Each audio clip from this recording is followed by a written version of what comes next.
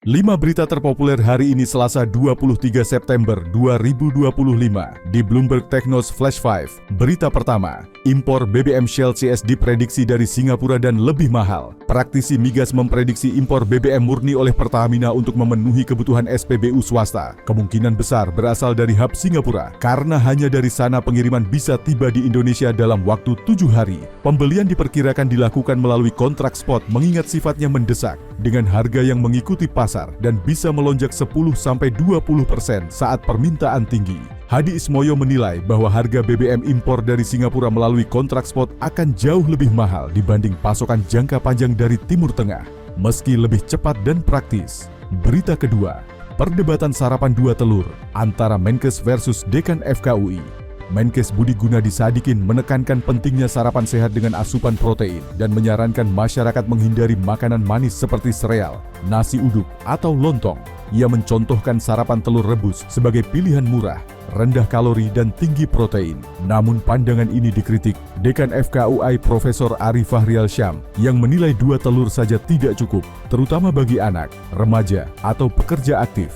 Ari menekankan perlunya diet seimbang dengan tambahan karbohidrat, serat, vitamin, mineral, serta buah dan sayur. Sehingga perbedaan pandangan ini memicu diskusi publik soal pola sarapan sehat di Indonesia. Berita ketiga, saham BYD anjlok usai Warren Buffett lepas seluruh kepemilikan. Saham BYD anjlok hingga 3,6% setelah laporan menyebut Berkshire Hathaway, milik Warren Buffett, melepas seluruh kepemilikannya di produsen mobil listrik asal China tersebut.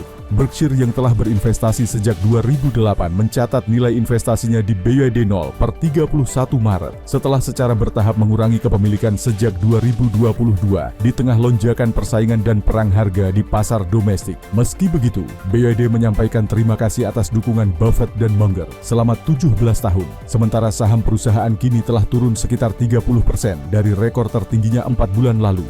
Berita keempat, referensi harga iPhone 17 series dari standar hingga Pro Max. Apple resmi merilis kisaran harga global iPhone 17 yang mencakup model standar, Air, Pro, dan Pro Max dengan rentang mulai $799 Amerika Serikat atau sekitar 13,2 juta rupiah hingga $1.999 Amerika Serikat atau 33,1 juta rupiah untuk varian tertinggi. Harga global ini menjadi acuan awal bagi konsumen Indonesia, meski nantinya akan disesuaikan dengan kurs rupiah, pajak, serta strategi distribusi dari mitra resmi seperti Era Jaya dan Maple Mitra Adi Perkasa. 4 model iPhone 17 telah memperoleh sertifikasi postal dan TKDN, membuka jalan bagi Apple Indonesia untuk segera meluncurkannya secara resmi di pasar lokal setelah peluncuran global pada September 2025. Berita kelima, supremasi sipil ala buruh, tolak copot Kapolri, hentikan aksi TNI.